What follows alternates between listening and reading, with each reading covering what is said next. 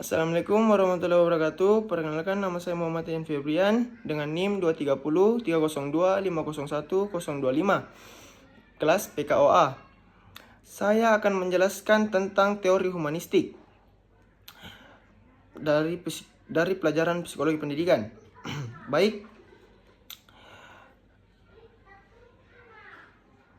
Pengertian teori humanistik. Teori belajar humanistik adalah salah satu teori pembelajaran yang dilandaskan pada psikologi manusia. Teori ini memfokuskan pada pengembangan diri individu dengan cara yang sesuai potensi diri, mengamati dan menilai diri dari kacamata si pelaku. Teori ini mendorong seseorang untuk mengembangkan bakat dan potensinya hingga mampu mengenali dirinya sendiri. Ciri-ciri teori belajar humanistik menekankan pada proses aktualisasi diri masing-masing individu. Proses merupakan hal penting yang menjadi fokus utama belajar, melibatkan peran aspek kognitif dan efektif, mengedepankan pengetahuan atau pemahaman individu, mengedepankan bentuk perilaku diri sendiri. Tidak ada yang lebih berhak mengatur proses belajar setiap individu selain dirinya sendiri. Tujuan teori belajar humanistik. Happy Kids at Elementary School. Humanistik merupakan aliran dalam dunia psikologi yang muncul tahun 1950-an. Dengan mengacu pada psikologi seseorang, humanistik memandang manusia sebagai manusia, makhluk hidup yang memiliki fitrah tertentu dan pada masing-masing individunya. Karena itu, teori humanistik memiliki tujuan untuk memanusiakan manusia, sehingga seseorang bisa mengenal dirinya sendiri dengan potensi yang ada dalam dirinya dan diharapkan untuk bisa mengembangkannya. Adapun manfaat teori belajar humanistik mampu mengubah sikap dan perilaku menjadi lebih baik, membiasakan diri untuk bersikap demokratis, partisipatif, dan humanis, menjadikan diri sebagai manusia yang dapat menghargai perbedaan dan kebebasan menyatakan ide atau gagasan maupun pendapat, meningkatkan keinginan diri untuk belajar. Adapun macam-macam teori belajar humanistik, ada beberapa macam, yaitu teori belajar Arthur Chomsky. Pada teori ini, belajar akan terasa berarti bagi murid. Tugas pendidik ialah menjadi fasilitator yang baik dalam proses pembelajaran dengan tidak mengatur ataupun memaksakan materi yang tidak relevan dengan murid. Saling memahami antara pendidik dan murid menjadi kunci terlaksananya teori belajar humanistik di tempat pembelajaran.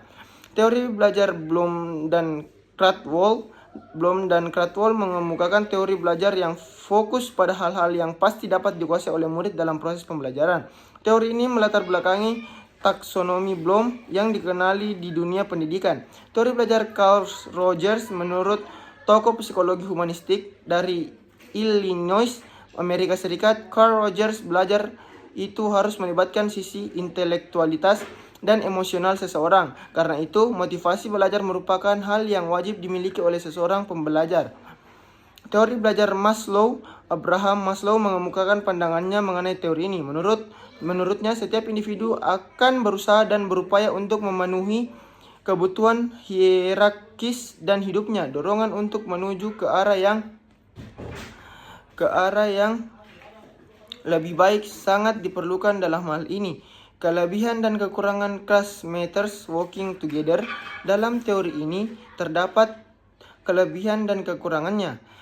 Berikut beberapa kelebihan dari teori belajar humanistik. Membantu kepribadian, perubahan sikap, dan hati nurani ke arah yang lebih baik. Menumbuhkan minat dalam diri seseorang untuk terus belajar, menumbuhkan kreativitas pada diri seseorang, mampu mengubah sikap dan pola pikir, membuat seseorang memiliki pengalaman yang berarti. Semakin lama yang waktu dilaluinya, seseorang pembelajar dapat mencapai aktualisasi dirinya dengan baik. Adapun kekurangan teori belajar ini adalah proses belajar menggunakan teori ini akan gagal jika tidak ada kesungguhan dan motivasi dari setiap individu. Dapat memunculkan sikap individualisme, terbatasnya peran pendidik karena hanya berperan sebagai fasilitator, munculnya kesenjangan antar individu apabila beberapa individu tidak mampu atau kesulitan dalam mengenali potensi dirinya. Tidak cocok untuk dijadikan sebagai metode pembelajaran yang praktis. Pendidik tidak boleh lelah dalam memotivasi muridnya, karena pendidik menjadi motivasi dari di luar diri individu. Adapun prinsip teori belajar humanistik. Teori belajar humanistik memiliki prinsip-prinsip yang tidak jauh dari manusia itu sendiri, seperti berikut. 1. Setiap manusia memiliki nalar untuk belajar secara alamiah. 2. Belajar akan terasa sangat bermanfaat jika memiliki relevansi dengan maksud tertentu. 3. Proses belajar dapat mengubah persepsi seseorang akan dirinya. 4. Makna belajar akan terasa jika dilakukan oleh diri sendiri. 5. Setiap pembelajar harus mampu menumbuhkan kepercayaan dirinya. 6. Belajar sosial tentang proses belajar itu sendiri. Ciri-ciri teori belajar humanistik. 1. Menekankan pada proses aktualisasi dari diri individu, manusia sebagai sosok individu yang dapat mengeksplorasi dirinya sendiri.